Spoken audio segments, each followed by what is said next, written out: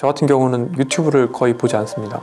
그리고 TV를 보지 않습니다. 원래는 어릴 때는 술을 좋아했지만 지금 술을 마시지 않거든요. 그런 식으로 제 삶에서 필요 없는 것들은 아예 안 하는 거죠. 안타깝게도 이제 우리나라의 많은 직장이나 회사들이 업무의 질과 업무의 양을 잘 구별을 못해요. 그러다 보니까 사람들이 늘 시간이 굉장히 부족한 상황에 처하게 되고, 그렇기 때문에 잠을 더 줄이고 새벽 4시에 막 일어나려고 노력을 하고 막 이런 게 저는 만연해 있다고 생각합니다. 근데 오히려 1시간 아니 10분을 어떤 업무를 하더라도 그게 의미가 있게 제대로 업무를 할 수 있게 만드는 작업이 저는 더 중요하다고 생각을 해요. 시간 관리의 핵심은 나에게 중요한 것을 점검하는 것입니다. 예를 들어서 저 같은 경우는 유튜브를 거의 보지 않습니다. 그리고 TV를 보지 않습니다. 저에게 가장 큰 어떤 보상을 주는 행동은, 제가 도파민을 얻는 가장 주요한 어떤 행동은 저는 사실은 글을 쓰는 행위거든요.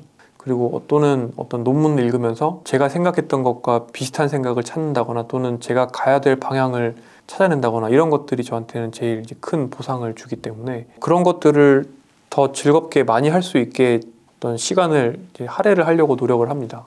그렇기 때문에 생각보다 시간이 굉장히 많아요. 24시간이 있고 7시간 반을 자면 되고 출근 퇴근 1시간씩 하고, 그리고 하루에 근무를 저는 거의 10시간 정도 가까이 하지만 그 시간, 저는 어차피 근무 안에서 진료를 하는 시간을 제외하면 대부분 연구를 하는 시간이기 때문에 이런 말씀드린 몰입 루틴을 만들어서 연구를 하고 또 글을 쓰고 글을 읽고 이런 일들을 이제 할 수가 있는 것이고요. 근무할 때만 또 이런 일들을 하느냐? 그것도 아닙니다. 왜냐하면 이거는 조금 사람마다 다를 수가 있는데, 저는 제가 하는 일이 제가 재미있어 하는 일이기 때문에 일종의 덕업일치가 되어 있어요. 그렇기 때문에 그냥 이런 일들을 계속 여가 시간에도 할 수 있게 지금은 합치가 되었다고 보시면 됩니다. 그러니까 어떻게 보면 4M이 이게 합치되는 것이죠. 그러니까 저한테 중요한 거는, 저는 제가 연구를 하고 공부를 하고 글을 쓰고 논문을 쓰고 이런 것들이 가장 저한테 중요한 것이 된 거죠. 그리고 그거를 유지하기 위한 나머지 3가지 M들을 계속 하면서 어떻게 보면 저의 연구 역량을 조금씩 넓혀나가고 이런 것들이 계속 무한 반복으로 제 삶에 가장 중요한 것들이 된 것입니다. 그러다 보니까 시간 관리는 따로 하지는 않지만 제 삶에서, 예를 들어서 저는 원래는 어릴 때는 술을 좋아했지만 지금 술을 마시지 않거든요. 그런 식으로 제 삶에서 필요 없는 것들은 아예 안 하는 거죠. 그게 어떻게 보면 시간 관리가 아닐까 싶습니다. 그리고 또 하나는, 제 생각에 시간 관리는 조금 형용모순인 단어인데, 왜냐하면 몰입을 할 수 있는 근력을 기르게 되면 사실은 하루에 2시간 정도만 일을 해도 되게 많은 일을 할 수 있어요. 제가 예전에 되게 좀 자괴감에 들었을 때가 있습니다. 그러니까 아침에 되게 일찍 나와라 이런 요구를 받고, 저녁에는 되게 늦게 집에 가라 이런 요구를 받았던 적이 있는데, 지식노동을 할 때 예를 들어서 제가 만약에 6시간만 자면서 하루 종일 컴퓨터 앞에 멍하게 앉아 있는다고 하면, 제가 7시간 반을 자고 제가 지금 해야 되는 이 루틴에 있는 운동들이나 마음 관리를 하면서 하루 2시간만 딱 연구를 하는 것에 비해서 연구의 산출물은 반의 반도 안 될 겁니다. 그러니까 그냥 컴퓨터 앞에 멍하니 앉아서 퇴근 시간을 기다리고 있는 상황이 될 거거든요. 안타깝게도 이제 우리나라의 많은 직장이나 또는 어떤 회사들이 업무의 질과 업무의 양을 잘 구별을 못해요. 그러다 보니까 사람들이 늘 시간이 굉장히 부족한 상황에 처하게 되고, 그렇기 때문에 잠을 더 줄이고 새벽 4시에 막 일어나려고 노력을 하고 막 이런 게 저는 만연해 있다고 생각합니다. 근데 오히려 실제감이 있는 업무를 할 수 있고 실제감이 있는 공부를 할 수 있는 상황을, 세팅을 만들고 그거를 근력 운동을 하듯이 내 몸을, 나의 마음을 바꿔나가서 1시간 아니 10분을 어떤 업무를 하더라도 그게 의미가 있게 제대로 업무를 할 수 있게 만드는 작업이 저는 더 중요하다고 생각을 해요. 그렇게 되면은 시간은 오히려 남아 도는 게 될 수도 있습니다. 그러니까 첫 번째는 좋아하고 잘할 수 있고 즐길 수 있는 거가 자기 삶이 되고 그게 직업이 되면 일단은 시간은, 그러니까 내 삶 자체가 일이 되니까 시간 관리를 안 해도 되는 거고, 두 번째로 뭔가를 더 많이 효율적으로 하고 싶은데 그거를 잠을 줄이면서 할 게 아니라 오히려 더 몰입할 수 있는 근력을 만들어서 그 일을 실제감 있게 하는 것이 중요하다. 이게 결론입니다. 자, 우리는 80에서 90년까지를 건강하게 살아야 되는 이제 시대에 접어들었습니다. 마지막 10년을 간병인의 도움 없이는 살 수 없는 삶을 살 수도 있고요. 반대로 남들보다 10년 정도는 더 오래 살면서 또 간병인의 도움도 없이 마음 챙김된 상태를 유지하면서 꾸준히 배우고 또 이루고 깨닫는 삶을 살 수도 있습니다. 그렇기 때문에 조금이라도 더 이른 시기에 나의 내재 역량이라는 것을 잘 만드는 것이 중요하고, 특히 그 중에서도 나에게 중요한 것이 무엇인지를 깨닫는 것이 굉장히 중요하겠습니다. 그리고 오늘 이 영상을 통해서 이런 것들을 이해를 하실 수 있으면 좋겠고요. 삶의 4M이라는 것을 장기적으로 관리하는 포트폴리오라는 관점에서 바라보면 굉장히 좋겠습니다. 이 포트폴리오 안에 들어있는 4가지 요소가 또 서로 선순환을 만들어서 내재 역량을 개선시킬 수 있다는 것을 이해하면 굉장히 좋고요. 이제 두 번째는 이렇게 장기 포트폴리오, 우리 삶이 굉장히 장기적으로 관리하는 포트폴리오라는 걸 이해를 하면, 제가 쓰는 단어가 있습니다. 편안함, 불편함이라는 단어를 저는 사용을 하는데, 이 편안함, 불편함의 개념을 이해하실 수가 있습니다. 삶에서 절제하는 것, 그리고 장기 투자를 하는 것, 그리고 저축을 하는 것, 조금은 덜 자극적인 식사를 하는 것, 내 머리를 쓰는 것, 그리고 디지털 자극에서 멀어지는 것, 이것은 모두 당장은 조금 불편한 것들이에요. 어떤 노력이 드는 것이죠. 하지만 이런 노력이 쌓이고 쌓이면 장기적으로는 정말 큰 편안함을 만들 수가 있습니다. 결론적으로 근데 아직까지 사람들은 그리고 본능적으로 단기적인 불편함을 피하고 당장의 즐거움을 얻으려고 하는 경향이 있습니다. 하지만 이렇게 즐거움을 얻으려다 보면 결국에는 내재 역량이 나빠질 수가 있는 것이죠. 이렇게 이 악순환에 빠지게 되면 우리는 마음 놓침 상태가 되고 몰입하기 어려운 사람이 되고 전반적으로 4M의 건강이 다 나빠질 수가 있습니다. 반대로 지금 당장은 조금 불편하더라도 장기적으로 편안함을 만들 수 있는 방식으로 삶을 경로를 바꿔보십시오. 마지막으로 이 4가지 M의 상호작용에 대해서 조금 더 구체적으로 여러 가지 사례와 함께 확인을 하시려면 제 책 당신도 느리게 나이 들 수 있습니다를 읽어보시면 큰 도움이 될 것입니다. 이와 함께 또 추천드릴 만한 책으로는 젊음과 노화, 그리고 질병, 돌봄 요구까지 굉장히 큰 관계들을 통해서 제가 이번 책에서 얘기하는 모든 것들의 기초가 되는 책이 있습니다. 저희 첫 책인데 지속 가능한 나이듦이라는 제목의 책이 있습니다. 이 책을 읽어보시면은 우리 삶에 큰 여러 가지 개과를 할 수가 있을 것이고요. 또 하나 추천드리는 책은 딘 세르자이와 아예사 세르자이라는 분이 지은 죽을 때까지 치매 없이 사는 법이라는 책이 있습니다. 생활습관 개선이 어떻게 하면 치매도 낫게 만들 수 있는지를 여러 사례와 연구 결과를 통해서 보여드리는 책인데, 제 책에서 4M을 얘기하고 있는데 이 책에서는 뉴로플랜이라는 걸 이야기합니다. 거의 비슷한 기법인데 이 책을 한 번 더 보시면은 좀 제 책에서 좀 보다 더 구체적인 어떤 생활 방식 같은 것들을 많이 보실 수 있을 것이고요. 우리나라 분인데 이희철 선생님, 의사 선생님입니다. 이 쓰신 책이 또 있습니다. 조금씩 천천히 자연식물식이라는 책이 있습니다. 이제 제가 얘기하는 여러 가지 마인드 식사나 또는 식물성 위주의 식사를 어떻게 하면은 우리 삶에 만들 수 있는지를 잘 기술하고 계시고요. 또 하나 추천드리고 싶은 책은 노인의학의 개념이죠. 병을 보아서는 안 되고 사람까지도 봐야 된다. 물론 병도 봐야 되지만 사람까지도 봐야 된다는 것들을 이야기하는 미국의 노인병 의사인 루이스 에런슨이라는 사람이 쓴 나이 듦에 관하여 라는 책이 있습니다. 그리고 나온 지 좀 됐지만 미국의 또 의사죠. 아툴 가완디 선생님이 쓴 어떻게 죽을 것일까 라는 책이 또 많은 참고가 될 수 있습니다. 실은 이 2가지 책을 내용에 더해서 노화와 노인의학의 에센스를 우리나라 상황에 맞춰서 정리했던 책이 저의 첫 책인 지속 가능한 나이듦이었습니다. 그리고 그것을 이제 일반인의 삶에도 적용할 수 있게 재해석한 책이 당신도 느리게 나이 들 수 있습니다 였고요. 마지막으로 제가 또 좋아하는 책이 하나 있는데 데이비드 로이라는 분이 지은 책이에요. 과학이 우리를 구원하지 못할 때 불교가 할 수 있는 것이라는 제목의 책이 있습니다. 그래서 약간만 더 이야기를 하자면 사실 저는 이제는 과학이 옛날에 불교가 깨달았던 사람의 원리를 설명을 할 수 있게 되었다고 생각을 합니다.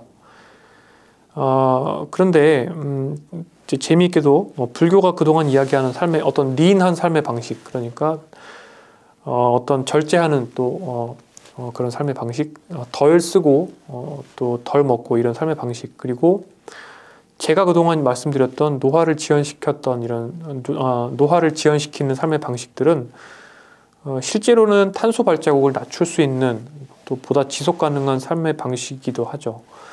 그래서 저는 이 책의 제목을 과학이 우리를 구원하지 못할 때 불교가 이렇게 얘기하지 말고 과학이 사실은 불교와 같은 방향으로 가고 있다, 이렇게 좀 더 강하게 바꿔도 좋을 것 같긴 한데 어쨌든 간에요.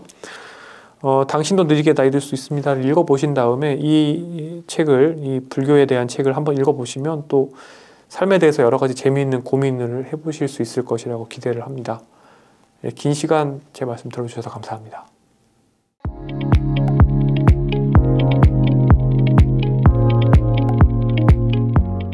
저는 한 가지는 꼭 지켰어요. 아침에 일어나는 시간은 무조건 고정했습니다. 7시 반일 때도 있었고 좀 늦을 때는 8시일 때도 있습니다. 이거는 정말 중요합니다. 일어나는 시간이 고정이 안 되는 야행성들 있죠. 생활이 무너지게 돼요. 저의 경험에 의하면 밤 시간의 효율보다 아침 시간의 효율이 확실히 높습니다. 한 보름 정도 견뎌주시면요, 얼마든지 하실 수 있어요. 저는 새벽 4시 기상 하겠습니다. 새벽 4시 기상! 뭐야? 지침이지. 기상이지. 지침이지. 지침 걸을게요. 凌晨4点的时候熟睡。 저는 요즘에 제가 하고 있는 파란 코끼리의 기적, 이 모닝 루틴 그 줌 켜서 같이 공부하는 이거를 시작을 안 했으면 지금도 야행성이었을 거예요. 보통 제가 2시 반에서 3시쯤 자고 아침에 7시 반, 8시 정도에 일어나는 그런 일상을 살고 있었거든요. 근데 저는 한 가지는 꼭 지켰어요. 아침에 일어나는 시간은 무조건 고정했습니다. 7시 반일 때도 있었고 좀 늦을 때는 8시일 때도 있었어요. 대체로 7시 반으로 고정해놓고 지낸 시기가 맞는 것 같아요. 그런데 몸이 상당히 안 좋아진다든지 그러면 제가 조정을 합니다. 8시로 조정을 하면 8시에 일어나는 것을 몇 년을 하고 이렇게 아침에 일어나는 시간은 저는 고정으로 했어요. 이거는 정말 중요합니다. 일어나는 시간이 고정이 안 되는 야행성들 있죠. 생활이 무너지게 돼요.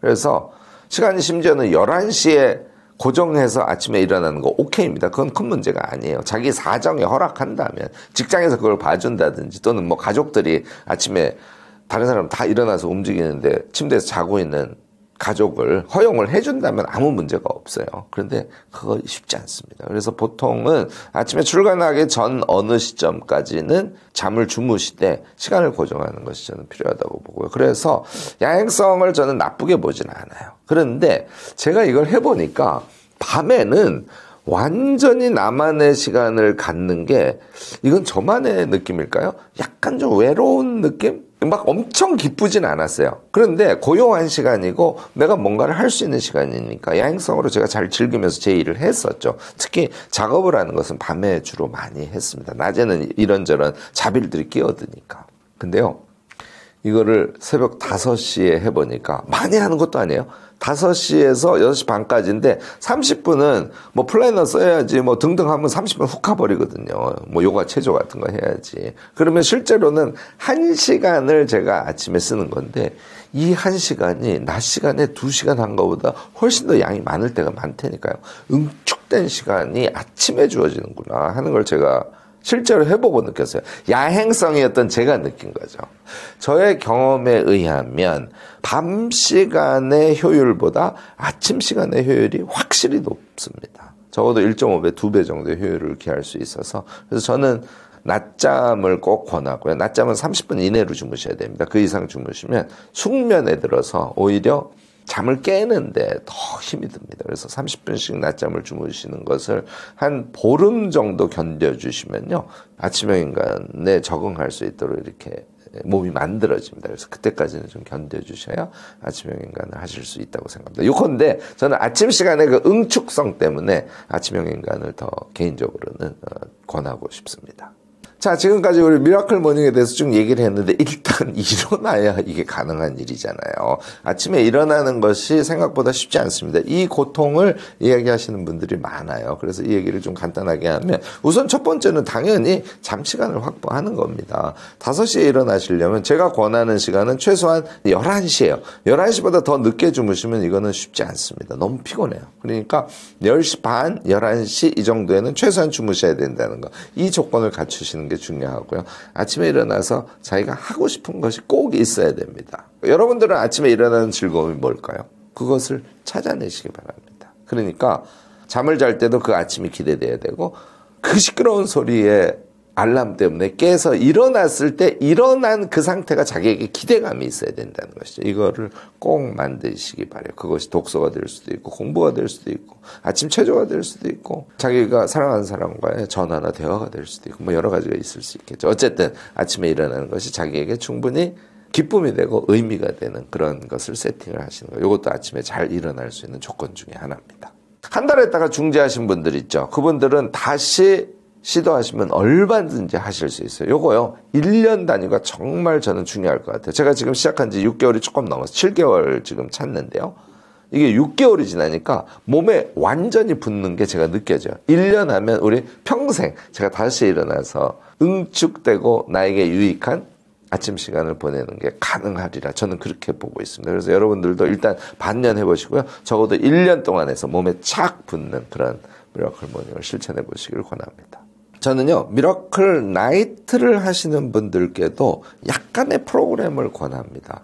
역시요, 선언은 꼭 하시는 게 좋아요. 그러니까 자기가 무엇인가를 할 때, 더군다나 뭐 2시간이면 2시간, 1시간 반이면 1시간 반 이렇게 시간을 세팅해 놓고 뭘 할 때는 자신이 인생의 목표로 하는 것과 현재 자기가 하는 것을 의식적으로 연관 지으려는 노력이 필요합니다. 그 다음에 주로 공부를 하시는 분들은 조금 쉬운 책으로 예열을 해준다는 느낌으로 저는 이제 10분 눈운동 독서를 권하는데요. 이런 눈운동 독서 같은 걸 먼저 하고, 그 다음에 자신이 할 일이 있지 않습니까? 그 할 일에 대해서는 미리 어느 정도의 구체적인 계획을 세우고 그 다음에 들어가시라는 거예요. 이 정도의 예열을 쭉 하고서는 공부에 들어가시잖아요. 미라클 나이트에 들어가시면 집중력이 엄청 좋아져요. 아침보다는 시간의 응축성이 좀 떨어진다고 하더라도 이 정도의 예열을 하고, 그러니까 프로그램을 하고 미라클 나이트를 하시면은 나름대로 좋은 성과를 얻으시는데 저는 충분히 도움이 되리라고 생각합니다. 자, 미라클 나이트를 끝내셨어요. 뭘 하셔야 된다고요? 제가 기록학자니까 기록으로 마무리하시고 미라클 나이트를 끝내시면 좋지 않을까 생각됩니다.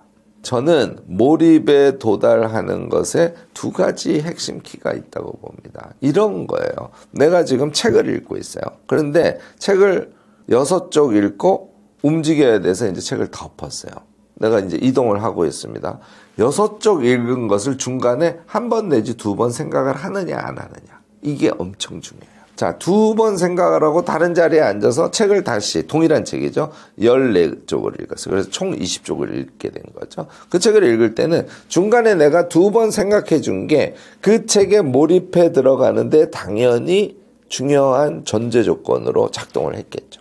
자, 20쪽을 읽었어요. 걔를 머릿속으로 쭉 연상을 하고 있습니다. 그 다음에 이제 설거지를 하고 뭐 저녁 준비를 하고 이제 계속 했어요. 2시간이나 했어요. 그 사이에 어떻게 한다고 여러분들은? 2번, 3번, 4번, 5번 그 책의 내용을 머릿속으로 잠깐 떠올리는 거예요. 그리고 저녁 시간이 됐어요. 다시 책을 폈어요.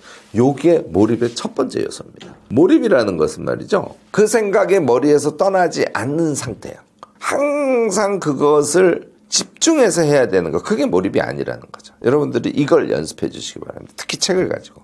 또 하나의 조건은요, 우리가 미친다 그러잖아요. 그러니까 몰입을 하려면 그것에 2가지 종류의 재미인데요. 그것을 깨닫고 새로 알게 되고 한, 그러니까 알미나 깨달음의 재미예요. 요게 없으면 여러분들 몰입은 불가능합니다. 의지적으로 열심히 해서 몰입할 수 있다, 그렇진 않아요. 깨달음을 계속 얻어야 되고요. 그 다음에 그 깨달음을 얻은 것을 포함해서 무엇인가 자기가 달성되어가는, 그러니까 조금씩 달성되고 또 달성되고 또 달성되고 이렇게 벽돌 쌓기처럼 이렇게 성취가 느껴지는 단계에 도달하지 않으시면 여러분들 몰입이 불가능해집니다. 자, 다시 한번요. 몰입은 생각에서 떠나지 않아야 되고요. 그 다음에 그것을 할 때 그것의 깨달음의 기쁨 같은 것을 여러분 느끼셔야 되고, 그것에 의해서 조금씩 얻어지는 작은 달성들을 여러분들 느끼면서 성취감을 느끼셔야 돼요. 그래야 그 세계로 확 몰입하는 것이 가능해집니다. 자, 몰입은요, 레벨을 하루 몰입도 있고요, 사흘 몰입도 있고요, 일주일 몰입도 있고요, 한 달 몰입도 있고, 1년 몰입도 있어요. 우리가요, 최소한 일주일 몰입까지는 하면서 자신의 인생을 펼쳐가는 것, 그거 한번 해보시길 저는 권해요. 왜냐하면 일주일 몰입하면요, 그 깨달음의 사이즈가 좀 다릅니다. 엄청난 수준의 그런 것이구나 하는 걸 깨달을 수 있어요. 우리가 너무 단타로만 해요. 쭉 그것을 몰입해서 일주일 동안 해서 얻은 깨달음이 여러분들 어떻게 해서 깊이가 다르겠죠. 내가 어떻게 하면 쇼핑몰을 더 잘할 수 있을까? 이런 것도 몰입의 힘입니다. 그냥 이 얘기 듣고 저 얘기 듣고 이거 적용해보고 저거 적용해보고 이렇게 해서 된다고 생각하시면 저는 좀 오산이라고 생각하는데요. 우리가 무엇인가를 제대로 안다는 것은 일주일 이상의 몰입의 경험을 통해서 확 주어집니다. 이제 좀 더 발전해서 내가 어떤 아이템은 한 달 몰입, 어떤 아이템은 2년 몰입을 통해서 깨달음에 돌입할 거야. 여기까지 여러분들이 하시게 되면 자기 개발의 극의 수준에 달한 것이다. 이렇게 보셔도 될 겁니다. 제가 이런 얘기를 하면 항상 사람들이 부담스러워하는 게 아니 김익환 교수님 말씀대로 우리가 일상을 살면 막 너무 집중하고 막 너무 열심히 하고 막 너무 기록하고 모든 것을 체화하고 막 숨 넘어갈 것 같아요. 너무 피곤할 것 같아요. 이렇게 느끼시는 분들이 많아요. 저는요, 항상 제가 집중력 얘기할 때도 이게 이제 리드미컬 해야 된다는 얘기를 계속 제가 하지 않습니까? 저는 사실 굉장히 리드미컬하게 사는 사람이에요. 그리고 엄청 많이 놀고, 운동 정말 좋아하고, 이런 것이 집중된 일과 잘 조화됐을 때 우리가 최대의 성과를 낼 수 있는 것이거든요. 그러니까 쉼이 되게 중요한데요. 저는 플래닝을 하면서 노는 것을 플랜 안에 꼭 집어넣어요.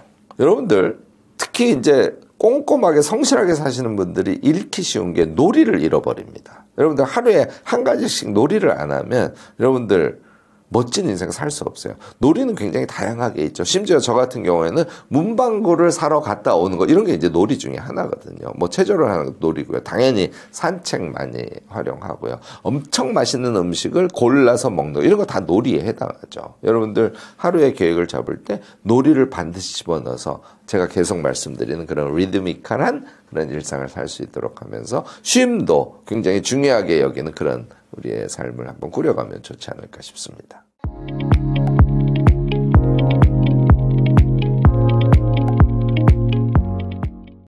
오늘은 우리 사랑하는 스터디온 가족 여러분들과 함께 미라클 모닝의 핵심에 대해서 아주 야무지게 공부를 해보도록 하겠습니다. 미라클 모닝, 이 새벽이라는 단어가 주는 힘은 생각보다 뭔가 굉장히 강력합니다. 새벽은 사실 이렇게 잔잔한데 거기서 나오는 힘이 어마어마하죠. 그래서 미라클 모닝을 하고 계신 분들도 있으실 거고 도전했던 분들도 있으실 거고 앞으로 도전하고 싶은 분들도 많으실 텐데 오늘 그게 진짜 중요한 핵심은 무엇인가 이거에 대해서 한번 공부를 해보면 너무 좋을 것 같거든요. 그래서 사연이 하나가 있습니다. 이런 분들 굉장히 많을 텐데 이건 이제 오로다 데이 때 Q&A 시간에 나왔던 질문인데 한번 같이 읽어보면은 주영란님이 적어주신 질문이에요.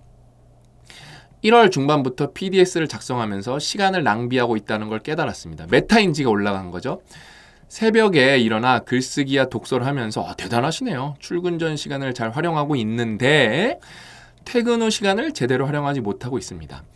계획은 세워둔 채 제대로 지킨 날이 적어 밤 9시에 지침을 하고 새벽 3시 반에 일어나는 걸 차선책으로 세웠지만 실시간 강의나 여러 가지 사정으로 11시가 넘길 때가 있어 주말에는 자주 잠을 몰아잡니다. 이거는 굉장히 나쁜 최악의 습관입니다. 잠을 몰아자는 건. 왜냐하면 수면 부채라는 거는 몰아잔다고 해결이 되지가 않아요. 건강은 계속 나빠집니다. 그러다가 계획이 어그러지고 루틴이 깨져서 자포자기 해버리기도 합니다. 퇴근 후 어떻게 시간을 잘 활용할 수 있을지 질문을 드립니다. 감사합니다. 이번에 이제 전형적으로 미라클 모닝을 추천하고 계시는 건데 이게 미라클, 기적의 아침이 돼야 되는데 기적의 새벽이 돼야 되는데 이게 뭐예요? 어그러지면은 자포자기, 최악의 모닝이 돼버립니다. 지옥의 모닝. 최악의 모닝. 하루가 다 무너지는 거예요. 그래서 이게 여러분 이 미라클 모닝의 핵심은 뭐냐면은 주도권이에요. 그 새벽의 절대적 시간 몇 시에 일어나냐가 중요한 게 아니라 내가 아침 일찍 일어나서 뭔가 이렇게 쫓기듯 왜냐면 아침에 여러분 만약에 우리가 출근을 해야 되고 등교를 해야 되고 뭔가를 해야 되는데 뭐 8시에 뭔가를 다 해야 돼. 9시까지 어딜 가야 돼. 그러면은 7시 반에 일어나면은 막 헐레벌떡 일어나갖고 막 정신 없어요. 막 정리도 안 됐고 막 짜증은 막 가시지도 않았고 그렇게 하루를 계속 지내면 어떻게 되겠어요? 뭔가 짜증이 영원히 남아서 될 일도 안 되겠죠. 근데 미라클 모닝은 뭐예요? 이제 새벽 4시에 일어나갖고 차분하게 차 한잔하고 아무도 깨어있지 않으니까 조용하잖아요. 일단은 이렇게 스마트폰이 이렇게 띵동띵동 할 일이 없죠. 메시지가 올 일이 없죠. 그렇죠? 미라클 모닝을 하는 사람이 그렇게 많지가 않으니까. 그래서 뭔가 이렇게 차분하게 가는 건데 그냥 그게 좋아서 해야 되는 건데 그 차분한 게 뭐예요? 주도권을 아침부터 내가 가지고 나가는 거거든요. 근데 이게 주도권을 못 가져갈 거면은 하면 안 돼요. 미라클 모닝 모두에게 좋은 게 절대 아닙니다. 뭔가 미라클 모닝을 하면 뭔가 다 이루어질 것처럼 이렇게 생각하시는 분들이 많은데 절대 그렇지 않아요. 제가 여러분들 좀 이해를 도와드리려고 다니엘 핑크의 웬 언제 할 것인가라는 책에서 그래프 하나 갖고 왔거든요. 이게 뭐냐면은 사람들을 정말 많이 조사해 본 거예요. 잠의 중간 시점. 잠의 중간 시점이라는 건 뭐냐면 내가 밤 12시에 자서 아침 8시에 일어난다. 그러면은 잠의 중간 시점은 새벽 4시인 겁니다. 그래서 밤 12시에 자서 8시에 일어나는 분들, 예를 들면 11시에 자서 7시에 일어나면은 3시가 되겠죠? 이런 분들 굉장히 많잖아요. 보통 이제 그런 분들이 뭐 3시 반, 3시, 4시 이런 분들이 65%라는 거예요. 이거는 이제 올빼미도 아니고 아침 일찍 일어나는 새벽형 인간, 종달새를 이제 새벽형 인간인 거거든요, 여기서. 그래서 올빼미형도 아니고 종달새형도 아니고 대부분의 사람의 잠 패턴은 어떻다? 그냥 무난하게 뭐 11시에 자서 7시에 일어나고 아니면 뭐 12시에 자서 8시에 일어나고 이런 게 대부분의 사람의 잠의 패턴이라는 거예요. 그러니까 새벽형 인간은 극히 적어요. 근데 뭐 의지로 여기를 일찍 일어날 수도 있겠죠. 근데 그게 호르몬이 굉장히 강력하게 작용하기 때문에 이건 사람마다 좀 다릅니다. 그래서 보통 사람 사이클은 그냥 중간에 있는 게 맞아요. 그래서 어떤 사람은 생각보다 이렇게 뭐 멜라토닌 같은 게 더 뭐 잘 나오고 뭐 사람들이랑 좀 바이오 리듬이 달라갖고 아침 일찍 일어나는 게 쉬울 수가 있어요. 이거는 사람마다 따져보기보다는 연령별로 따지면은 어린이들은 여러분 점점 올빼미형으로 가게 됩니다. 청소년 때는 아침에 이 호르몬이 나오지가 않기 때문에 깨이는 게 고역 그 자체예요. 그래서 전 세계에서 뭐예요? 등교 시간을 다 뒤로 미뤄야 된다. 근데 이걸 제대로 하는 나라가 없어요, 지금. 이거를 시범적으로 등교 시간을 미룬 케이스를 보면은 모든 게 좋아지는데 이걸 왠지 모르게 안 하고 있어요. 그러면서 어때요? 나이가 들면 들수록 이제 호르몬의 영향이 바뀌기 때문에 다 저절로 새벽형 인간으로 바뀝니다. 그래서 어른들은 일찍 잠들어요. 이렇게 꾸벅꾸벅 조시잖아요. 어머니 아버지들 보면. 그러면서 새벽 4시에 뭐 이렇게 아침형 인간이라서 깨는 게 아니라 그냥 저절로 깨시는 거예요. 그래서 어른들이 나이 많으신 뭐 60대 어른들이 이렇게 10대 친구들 아니면 20대 친구들한테 이 게을러 빠진 인간들 그런 거는 폭력입니다. 그 말은 평균적으로 보면은 폭력이에요. 뭐 나는 의지가 있어서 아침에 일어날 수 있다? 그렇게 하면은 괴로운 사람들 거의 대부분입니다. 거의. 그러니까 무조건 아침에 일찍 일어날 필요가 없다. 그게 또 어떤 사람은 저절로 되기 때문에 이 사람들 케이스가 일반화되는 경우가 너무 많아요.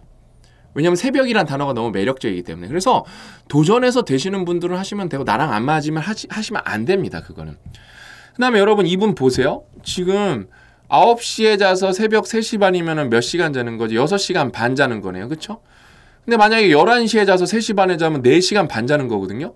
그럼 제가 볼 때 이분 진짜 건강 정말 심하게 나빠질 수도 있고 좀 심하게 말하면 죽을 수도 있어요. 제가 몇 번 말씀드렸죠? 일단은 우리가 잘 때 글림프 시스템이라는 게 작동을 해야 되는데 이게 뭐냐면 뇌를 청소해 주는 건데 이게 쥐 갖고 실험한 거거든요. 제대로 잠 못 잔지는 여러분 뇌가 실제로 말장난이 아니라 뇌가 썩어요. 노인 반점이 축적된 게 보이죠? 뇌가 썩습니다. 이거는 숙면의 모든 것에서 갖고 온 거죠. 자주 보여드리는 그림이죠. 그래서 잠은 푹 자야 됩니다. 몇 시간? 7시간에서 8시간 정도. 제가 요즘에 따져보니까 6시간 반 자고 있더라고요. 제가 깜짝 놀랐어요. 나 7시간 반 자야 되는데 일이 많다 보니까 저도 자연스럽게 수면 시간이 줄었는데 그거 굉장히 건강에 안 좋습니다. 그래서 7시간에서 8시간 숙면을 자고 삶을 효율적으로 쌩쌩하게 사는 게 훨씬 중요하다. 그러면서 여기 보세요. 그러니까 이에 따르면 가장 사망률이 낮았던 수면은 시간은 7시간, 6시간 반 사이여서 8시간이니까 그러니까 6시간 반도 나쁘지 않네요. 그렇죠? 3시간만 자는 사람들은 보통 이 사람들에 비해 사망률이 1.3배 높았고 그 다음에 7시간보다 긴 사람들도 사망률이 높았다. 9시간, 10시간 이렇게 자는 분들도 있잖아요. 이분들도 사망률이 높다. 그래서 일본에서도 똑같이 이거는 이제 미국에서 유럽에서 조사한 거고 10만 명이면 굉장히 많이 조사한 거거든요. 10년 추적했는데 남성은 7.5시간, 여성은 7.1시간이었다. 평균 수명. 그래서 사망률이 가장 낮았던 시간은 7시간인 사람들로 수면 시간은 이건 또 사람마다 편차가 있어요. 이게 평균이니까. 그래서 얼추 6시간 반에서 7시간 반 사이 자면은 딱 좋다. 사망률이 높아졌다고 한다. 그러니까 여러분 잠 적게 막 4시간 자고 막 5시간 자고 그런 거 굉장히 안 좋습니다. 안 좋아요. 잠은 충분히 자는 게 중요하고 그다음에 여성분이죠. 만약에 여성분인데 이거 잠을 제대로 안 자요. 남성분들은 좀 이게 상관관계가 덜한데 여성분들은 이게 일본에선가 어디선가 63만 명 조사한 거예요. 엄청나게 큰 표본인데 보세요. 7시간, 8시간 자면은 그냥 상관관계인데 BMI가 제일 낮습니다. 너무 많이 자도 BMI가 올라가고 적게 자면 어떻죠? 내 의지와 상관없이 뚱뚱해질 수가 있어요. 뚱뚱해지는 거는 외모와 상관없이 건강이 중요한 거죠. 그렇죠? 건강이 나빠질 수도 있습니다. 뭐 때문에? 잠 때문에. 그러니까 잠은 여러분 굉장히 중요한 거예요. 이거는 한 2억 번 강조해도 지나침이 없어요. 그래서 핵심은 여러분 미라클 모닝의 핵심은 새벽 4시, 새벽 3시가 핵심이 아니라 주도권이다. 7시 반에 일어나도 내가 여러분 7시 반에 일어나도 내가 주도권을 갖고 있으면은 그냥 미라클 모닝 한 사람인데 주도권 없는 사람보다 나을 수도 있어요. 여러분 저는 평생 미라클 모닝 같은 거 안 할 거예요. 저는 미라클 모닝 같은 거 안 해도 평생 잘 살 자신 있어요. 근데 저는 미라클 나잇을 하고 있어요. 왜? 저희 딸이 이제 10시 정도에 자거든요. 잠 들어요. 그럼 저는 10시부터 1시까지는 완전히 제 시간이에요. 와이프가 말도 걸지도 않고요. 제 방에서 온전하게 모든 걸 다 할 수가 있습니다. 여기서 핵심이 뭐냐면은 스마트폰이에요. 새벽이 주는 힘이 뭐예요? 세상과 단절돼 있는 거거든요. 저는 그래서 그때 책 읽을 때는 비행기 모드 많이 하고요. 무음으로 해놓습니다. 무음. 그래서 스마트폰을 안 보고 웬만한 작업은 심지어 다 PC 컴퓨터로요. 왜? 스마트폰은 딸랑딸랑 띵동띵동 뭐가 너무 많고, 그러니까 제가 습관적으로 뭐 카톡이라든지 뭐 이렇게 메신저라든지 이거를 습관적으로 보게 돼요. 내가 무의식적으로 그걸 보게 돼요. 그러면 이제 그 미라클이 안 되죠. 저는 여러분 미라클 나잇을 훨씬 좋아해요. 왜냐면은 미라클 모닝 얘기 들어보면 나는 이게 게을러서 안 되나, 나는 저걸 못 하는데, 그 다음에 도전했는데 자꾸 무너져. 왜냐면 이거 힘들 거거든요.